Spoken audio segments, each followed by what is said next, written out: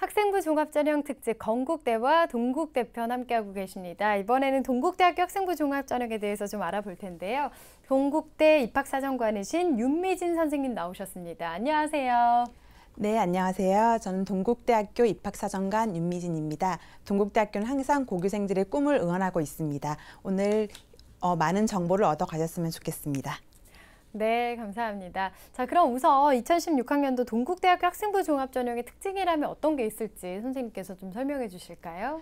네, 2016학년도 동국대학교 학생부 전형에 대해서 말씀을 드리려고 하는데요. 화면 보면서 말씀을 드리도록 하겠습니다. 네. 동국대학교 학생부 종합전형의 대표 전형인 두드림 전형은 309명을 선발을 하고 있습니다. 그리고 1단계에서 서류평가로 100% 세배수 선발을 하게 되고요. 2단계에서 면접 30%를 반영하여서 학생들을 선발하는 전형이라고 보시면 되겠습니다.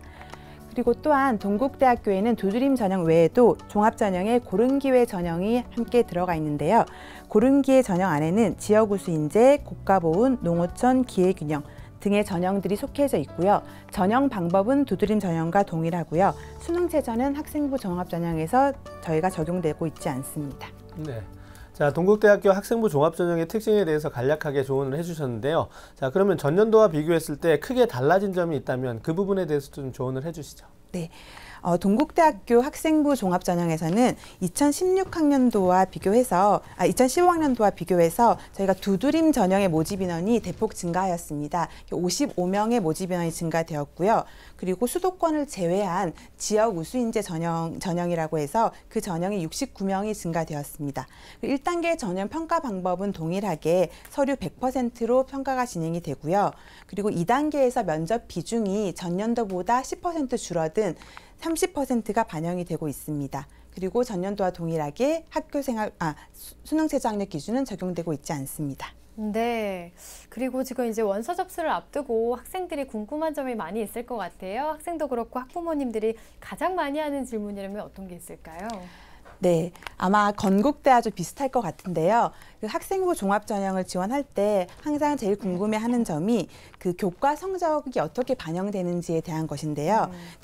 학생부 종합전형에서 교과 성적 반영 방법은 저희가 단순히 내신 성적의 평균을 반영하는 것이 아닙니다. 그래서 학생들의 평균 성적을 산출해서 줄 세워서 평가를 진행하는 것이 아니라 저희가 교과 등급뿐만 아니라 학년별 성적 추이, 그리고 지원 학과와 관련한 교과목들, 그리고 교과 등급, 그리고 교과 등급을 확인할 때도 수강자 수라든지 이수 교과목, 원점수, 그리고 표준편자 등을 다 고려해서 평가를 진행하고 있습니다. 네. 자, 교과 성적 반영 방법보다 이제 더 중요한 거라고 할 수 있는 게 이제 원서를 접수하는 그 부분이 될 텐데요. 동국대학교의 이제 수시 원서 접수 기간은 어떻게 되나요? 네, 동국대학교 수시 원서 접수 일정은 저희가 화면 보면서 말씀을 드릴 텐데요. 9월 9일부터 9월 12일까지 원서 접수를 받고 있습니다. 그리고 자기소개서 입력은 하루 더 13일까지 이제 작성을 완료하면 되겠고요. 그리고 1단계 합격자 발표가 학생부 교과 전형이 10월 8일, 그리고 학생부 종합 전형이 10월 29일에 합격자 발표를 할 예정입니다. 그리고 전년과 좀 달라진 점이 저희가 면접고사일인데요. 면접고사가 수능일 이후로 변경이 되었고요. 그리고 학생부 종합에서 저희가 고른기회 전형이 11월 14일, 두드림 전형이 11월 15일 이렇게 이틀 동안 종합전형 면접을 진행을 하겠고요. 그리고 학생부 교과 전형이 11월 22일 날 면접이 진행되게 되겠습니다. 그래서 최초 합격자 발표는 11월 30일에 학생부 종합교과 모두 합격자 발표를 진행할 예정입니다. 네. 일정에 대해서 한번 확인해 봤습니다. 자, 그럼 동국대를 지망하고자 하는 학생과 상담을 좀 진행해 볼 텐데요. 제작진과 충분히 논의된 사항을 바탕으로 오늘 상담 진행된다는 점 말씀드리겠습니다. 동국대 지망 학생 화면 통해서 소개해 드리겠습니다. 자, 두 번째로 만나볼 학생은 동국대 화공생물공학과를 희망하는 고3 학생인데요. 두드림 전형, 기회균형 전형 가운데 어떤 전형에 지원하는 게 더 유리할까요? 또 동국대 학생부 종합전형에서 요구하는 인재상은 무엇인가요? 이렇게 질문하고 있습니다. 전화 한번 받아보겠습니다. 안녕하세요. 안녕하세요. 네, 반갑습니다. 소개 좀 해주세요. 안녕하세요. 연구원이 꿈이고 동국대학교 화공생물공학과에 진학하고자 하는 고3 학생입니다. 네, 연구원이 꿈이라고 했어요. 자, 고3 학생인데 지금 윤미진 선생님께서 나와주셨거든요. 네, 인사 나누세요. 안녕하세요. 네, 안녕하세요. 네. 네, 학생이 동국대학교에 관심이 많은 것 같은데요. 동국대학교 네. 전형에 대해서 많이 찾아보셨는지 모르겠네요. 오늘 네. 학생의 어떤 내용에 따라서 어떤 점이 필요한지 많은 조언을 드리도록 하겠습니다. 끝까지 잘 들어주시기 바라요. 네. 네, 그리고 수시에 대해서 전체적인 전략을 세워주실 서상훈 선생님도 나와 계십니다. 인사 나누세요. 예, 우리 학생 안녕하세요. 안녕하세요. 예, 오늘 우리 학생이 최적의 입시 전략 세울 수 있도록 도움을 좀 많이 드리도록 할게요. 잘 들어주세요. 네, 감사합니다. 네, 선생님께서 꼼꼼하게 분석을 해주셨는데요. 우선은 성적과 비교가 활동에 대해서 서상훈 선생님께서 짚어주시겠습니다. 예, 우리 학생의 그 내신을 우선 보면요. 국어 3.4, 수학 4등급, 영어 2.2, 과학이 2.4, 평균 2.9등급입니다. 주요 과목 성적 추이를 보면 국어는 4, 2, 3, 4, 4. 약간 상승했다 다시 하락했고요. 수학은 계속 4등급 유지, 영어는 3, 2, 3, 2, 1 계속 상승하고 있습니다. 그 다음에 모의고사 성적을 보면요. 6월 국어는 5등급, 수학이 35에 6등급, 영어가 60에 4등급, 생명과학 29에 6등급, 지구과학 71에 4등급, 그리고 평균 186에 5등급으로 비율이 굉장히 낮고요. 4월과 비교해서 보면 국어는 지금 5등급 유지, 지금 수학이 지금 다시 한 등급 내려앉았고요. 네. 영어는 지금 5등급에서 4등급으로 약간 상승했고요.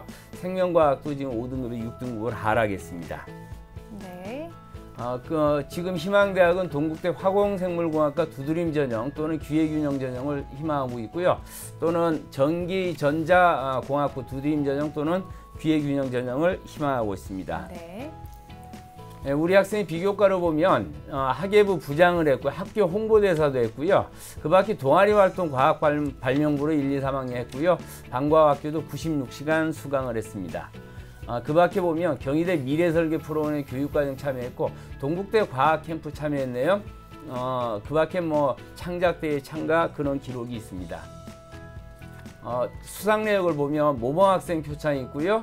그 다음에 교과부 수상이 여러 건 보이고 자기주도학습 방과학교 최우수상 기록이 있고요. 네. 2학년 때는 UC대 최우수상, 진로체험 소감문대회 장려상이 있고요. 교내 연구 논문대회 장려상 수상한 기록이 있습니다. 네. 네. 자, 우리 학생 모의고사보다는 교과 성적이 우수하고 또 교과 성적 중에서 특히 과학과 관련된 교과 성적과 또 활동 내용이 두드러지게 좀 눈에 띄는 학생인데요. 자, 윤미진 선생님께서는 우리 학생의 교과와 성적과 비교과 활동을 어떻게 보셨는지 장점부터 좀 소개를 부탁드립니다. 네, 학생의 경우에는 지원 전공과 관련된 활동이 좀 다수 보였습니다. 특히나 과학 관련 활동이 좀 다양했었는데요. 과학 관련 활동 중에서도 창조과학 발명부 동아리 활동이라든지 예술제 전시 부문 과학 우수상 수상 또는 연구 논문대회 자연과학 부문 장려상 수상, 과학연구소 방문, 또 대학 과학 캠프 참여 등의 다양한 과학 관련 활동이 있었는데요. 그런 활동 부분에 있어서 자기소개서에서 전공 적합성을 나타낼 수 있는 비교과 활동이 좀 많은 학생이라고 보여집니다.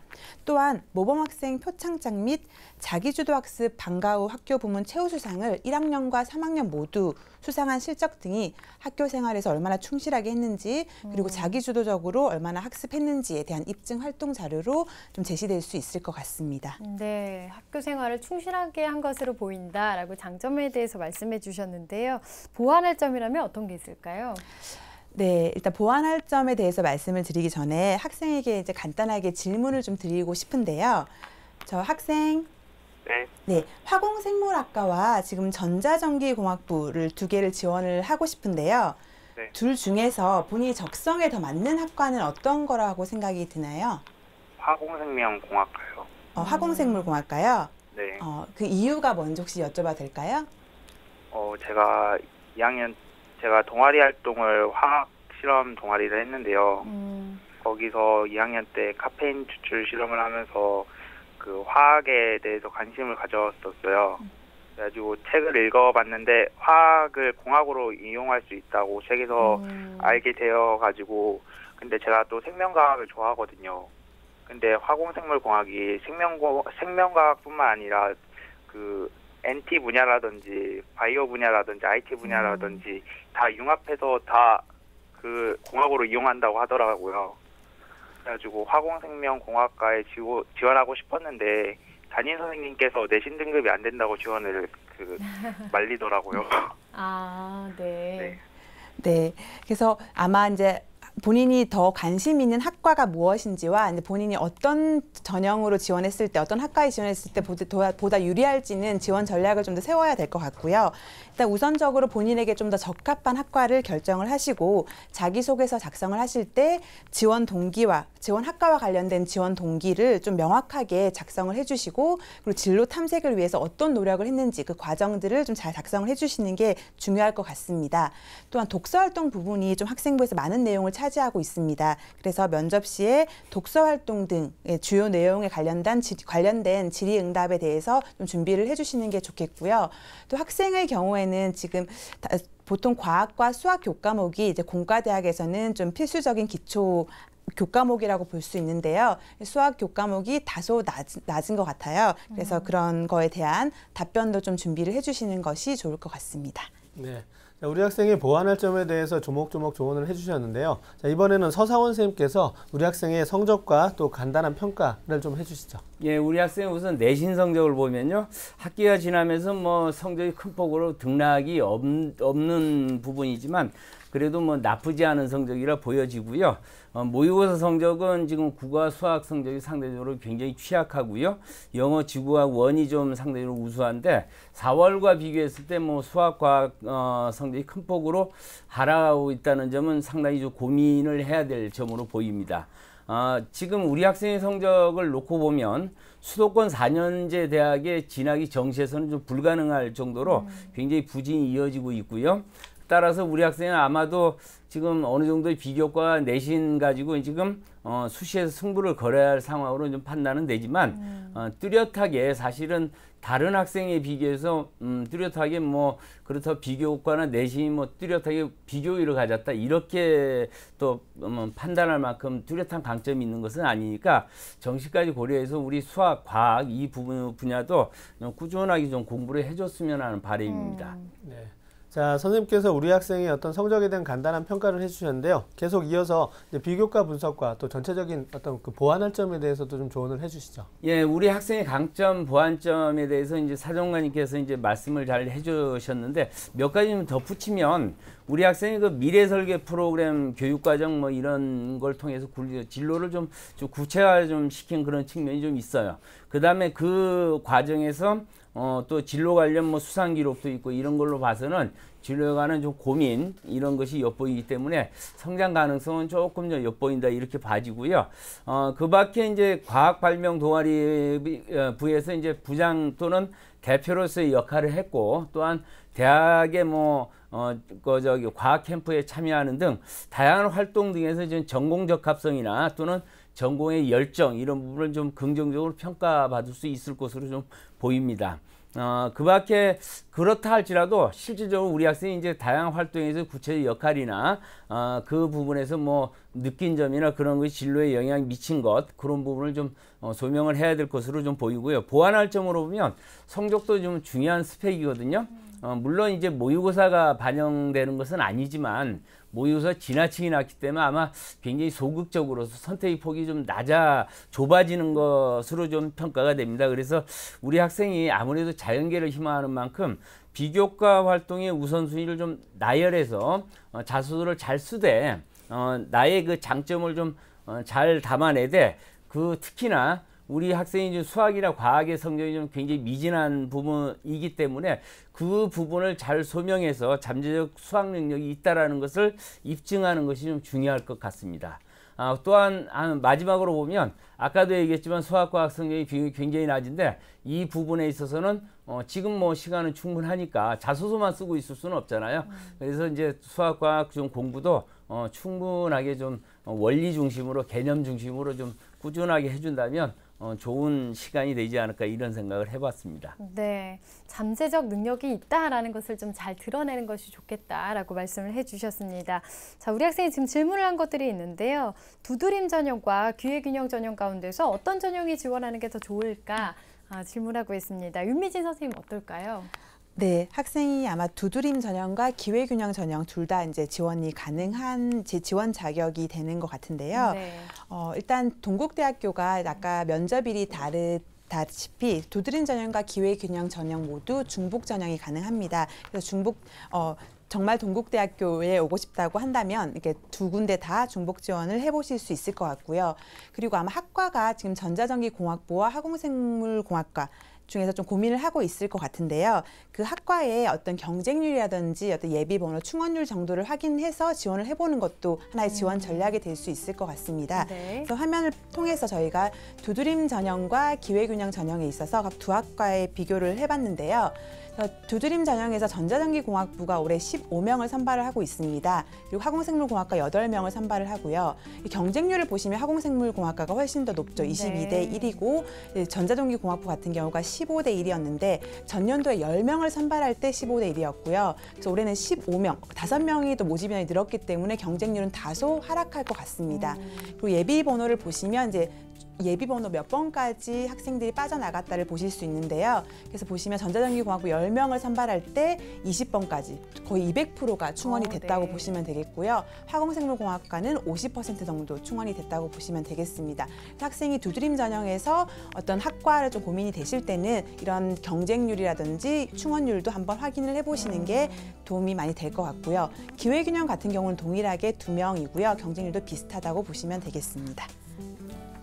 우리 학생이 또 궁금했던 부분이 이제 동국대학교 학생부 종합전형에서 요구하는 인재상이었거든요. 자, 이 점에 대해서도 좀 조언을 부탁드리겠습니다. 네, 동국대학교 종합전형에는 저희가 두드림 전형과 고른기회 전형 두 가지로 분류가 되는데요. 두드림 전형과 고른기회 전형은 인재상이 다소 다릅니다. 두드림 전형의 같은 경우는 고교 생활의 다양한 활동을 통해서 지원 전공 분야에 대한 재능과 잠재력을 보유한 창의적 인재를 선발하고자 하고 있고요. 그리고 고른기회 전형의 경우에는 그 지원자의 성장 환경을 바탕으로 자기 개발을 통해서 사회 발전에 기여할 수 있는 인재를 선발하고자 합니다. 네, 인재상에 대해서도 설명을 해주셨습니다. 자, 그러면 우리 학생이 지금 희망하는 동국대에 합격하면 가장 좋겠지만 이 수시 6회 전략도 다양하게 생각을 해봐야 되니까요. 동국대학교 외에 또 어떤 대학을 생각해 볼 수 있을지 서상원 선생님께서 알려주실까요? 예, 우리 학생이 지금 동국대 꼭 가기를 바라는데요. 네. 그 밖의 전형을 좀 골라보면은 우리 학생이 조금 수도권까지 좀 넓힐 필요가 있습니다. 그래서 우선 세종대 고른기회 전형 신설 전형이고요. 전자정보통신공학과를 좀 추천해 봅니다. 그래서 1단계 서류 100으로 3배수를 뽑고 그 다음에 그 학생부 종합평가로 뽑고 그 다음에 2단계 서류 70건 면접 30으로 최종 선발을 하게 됩니다. 두 번째로는 경기대 고른기회 대상자 전자공학과 1단계 서류 100으로 3배수 뽑고 2단계 면접 50을 반영하고요. 세 번째 단국대 사회배려 대상자 서류 100으로 1단계 뽑고요. 그 다음에 수능 일괄 전형이고 좀 수능 최저가 없습니다. 명지대 기회균형 특별전형은 마찬가지로 서류 100으로 일괄 전형이고 수능 최저 없습니다. 인천대 고른기회 대상자 전형 전자공학과 1단계 3배설 학생부 종합평가를 하고요.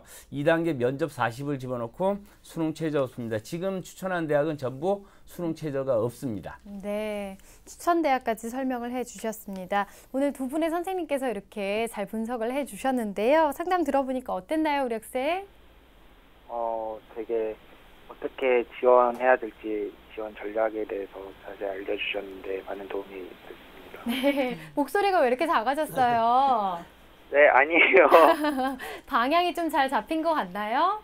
네. 네, 그래요. 도움이 됐다니 다행입니다. 선생님께서 조언해 주신 것처럼 자기소개서도 좀 잘 보완을 해보고 정시까지도 고려를 하면서 끝까지 열심히 노력했으면 좋겠습니다. 오늘 상담한 내용은 저희가 이메일로도 보내드릴 거니까요. 잘 참고하세요. 오늘 감사합니다. 네, 감사합니다. 네. 자, 지금 전화한 학생뿐만이 아니라 동국대에 지원하고자 하는 학생들에게 많은 도움이 됐을 거라고 생각을 합니다. 자, 마지막으로 윤미진 선생님께서 동국대 학교에 지원하고자 하는 학생들 위해서 한마디 좀 해주실까요?